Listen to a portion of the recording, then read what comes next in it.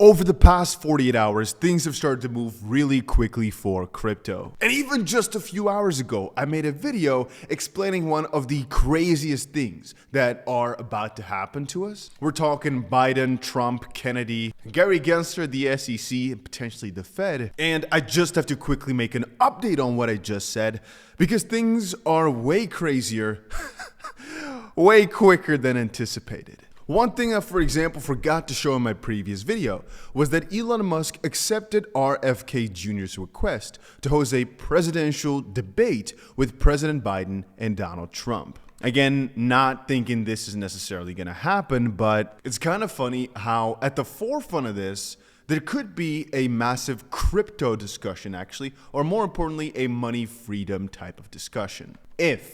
And that's a big if. And now I'd say the primary reason I've started to say that is because if you take a look here, 1 hour, 2 hours ago, first of all, President Biden's administration says, and this is like out of the blue, right? An hour ago they posted they are eager to work with Congress, and it's really that crazy, to create balanced regulatory framework for digital assets. So when we were talking about the SEC being pressured by some higher powers, this is exactly what I meant. This is exactly what we were talking about, that from Biden's side and from Trump's side, from no side can the SEC get away with being so vague and being so against crypto, because they want to get these crypto type of votes and crypto type of money. That's why Trump opened up donations in crypto, because they know some guys will put a lot of juice in that. Anyway, Senator Cynthia Lummis also posted, there's a bipartisan majority in both chambers of Congress in favor of crypto. The future is very bright. And in the same time, the White House issued a new statement saying that they will not veto H.R. 4763, which is basically where this statement comes out from. The fact that they are changing their stance and they just want to make sure that crypto gets the right treatment. Quote, the administration is eager to work with Congress to ensure a comprehensive and balanced regulatory framework for digital assets, building on existing authorities, which might be the SEC. I don't know. You'd think they'd want to go for new authorities for the new asset class, but which will promote the responsible development of digital assets and payment innovation and help reinforce U.S. leadership in the global financial system. So from that perspective, I keep thinking, then get rid of all the lawsuits against Coinbase, Uniswap, etc., because you're screwing up your own country with that. Anyway, H.R. 4763 in its current form lacks sufficient protections for consumers and investors who engage in certain digital asset transactions. The administration looks forward to continued collaboration with Congress on developing legislation for digital assets that include adequate guardrails for consumers and investors while creating the conditions needed for innovation, which Ripple was thriving for, and for the time we needed for such collaboration. But, you know, the baseline is that we're moving. And that's good. That's really good. I mean, a while back, you would have had to slap the shizzles out of me in order for me to believe that the White House would post something like this. At a time like this as well, it's because things are getting hot under their feet. There's regulatory pressure from probably all these massive institutions. They want things to be clear so they can make money and move money. And that's why things are starting to move fast. NASDAQ filed its updated 19B4 form for BlackRock's Ethereum spot ETF. BlackRock filed their amended form. There's a new video going around, Congressman Tom Emmer calling to ban CBDCs and says President Biden wants to trade Americans' rights to privacy for a style central bank digital currency surveillance tool. I don't have to go too far into the video, but you understand his stance upon it. Again, if I was Biden, I'd not like this stamp on my head. And so if this is what's being thrown at you all day, it's smart to come back with some rebuttals of saying, oh, you see, we're trying to make it freer for the people. We're trying to help people. An RFK stance of earlier of buying the GME, the Liberation or whatever the frick it was army. Anyway, at the same time, like I was saying, everything is getting interesting when it comes to the SEC, when it comes to all these crypto lawsuits, like the one from Uniswap. Apparently, Uniswap just responded to the SEC's Wells notice, which is basically, as far as I fetched, an intent to sue. And by the way, I was not joking when I said that things are moving way faster than anticipated. and the calls on crypto are at some different level. I'll quickly say also, I've got like 7 of these shirts. For anybody thinking, I mean, you can't have anything better, right? I mean, you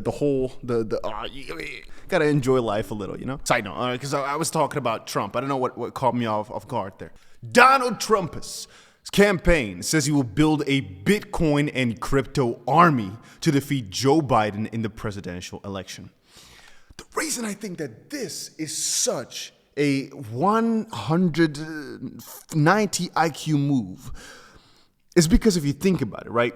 Who's the best at social media marketing? It's a lot of those e-com guys. Who's the best at the tech, the coding, the algorithms and stuff?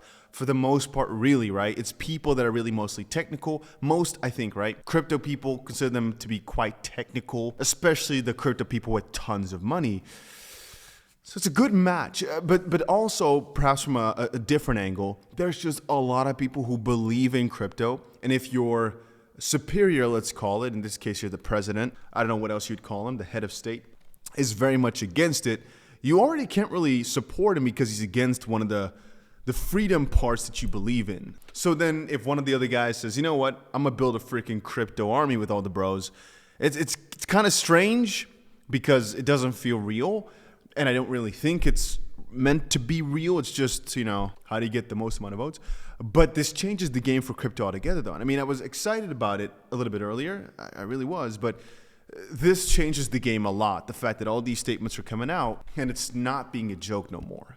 This is getting intense. This is getting really intense. And if we're talking about what else is in the news, I'd say it's just interesting that all these filers all of a sudden are quickly updating all their ETF forms, but it's also quite logical because they want to get it approved and there's only like a few hours left. And again, I've said it before, but things are going to start moving really quickly. Now that these guys, specifically Trump, is being so positive towards it, things are going to start moving fast, probably all across the world. Get ready for a little bit of a snowball effect. Because after the Ethereum ETF comes along, which probably won't take a lot of time here, it's going to be the next one, the next one, the next one, because how are you now going to say no? They'll always look back at Ethereum and say, oh, but that one got approved and that one was easy.